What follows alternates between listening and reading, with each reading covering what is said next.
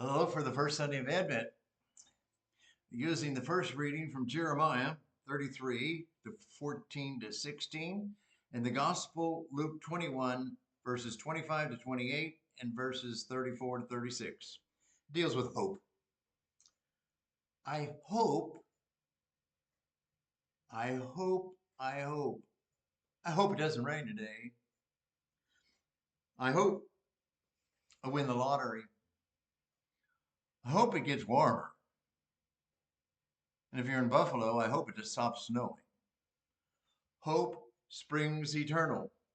And sort of is really one of the main concepts of Advent. Hope.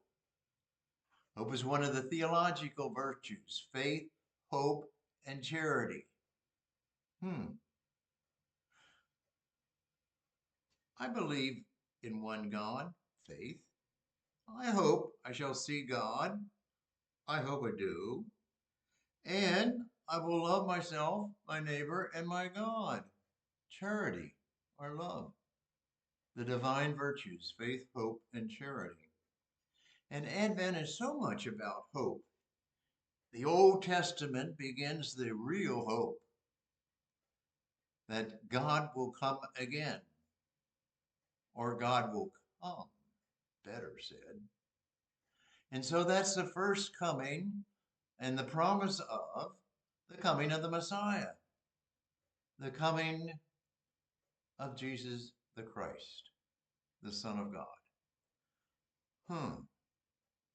And in all hopes, Abraham is given hope by God to be the child of God, the father of the Jewish nation. And God is going to be their people, the people of God. And so Abraham starts with faith and hope.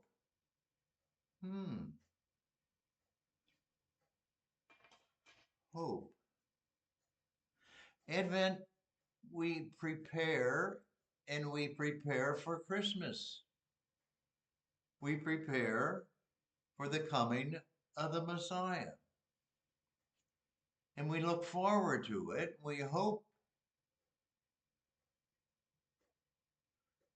this first coming of Jesus Christ was really the beginning of real hope, of salvation for the world. And the church goes back in the Old Testament and talks about these couple thousand years in preparation for the coming of Jesus Christ, the Messiah. Well, and this happened. Jesus first came into the world as baby Jesus. And then we look to a second coming of not baby Jesus, but the mature Jesus Christ, which we celebrated last weekend. Jesus Christ, King of the universe. And that's when heaven sort of becomes all-time, eternal happiness. And our hope is fulfilled. Human beings cannot live without hope. Animals don't hope. They don't sit around and hope for more grass. They don't hope. Only humans hope. Humans live for the future. They look forward to the future. And then they don't surrender themselves to death, or if they despair, they have no hope. And that is the end. Really? But humans hope, and they don't surrender. To be without hope is to have nothing to live for. It's to surrender to death. It's despair. But we can find all kinds of things to hope for, not like animals. We can hope for most anything: success, security, have children, have a better life, a better world. And these aren't all selfish things. These are good things to hope for and to work towards. That's why we read the Old Testament. It deals with there's hope in this world. We hope for a better world. And as Jesus said, the blind see, the deaf hear, the lame walk. War is over. Suffering is over. We hope it will end. And then in the New Testament differs from the Old Testament. It's not just hoping for the coming of the Messiah, but it's the Messiah, the coming of Jesus into history. A partial fulfillment of that promise, which gives us real hope, more concretized hope. And Jesus gives us hope and reveals the hope that God will not be far off. But he seems like he is. But he's already perceived as being present in the Son Jesus Christ. He's announced by John the Baptist. He's announced by the Blessed Virgin Mary through the angel saying she's going to be the mother of the Savior. And so baby Jesus concretizes all that. The coming of the baby Jesus begins that whole new process of fulfilling hope.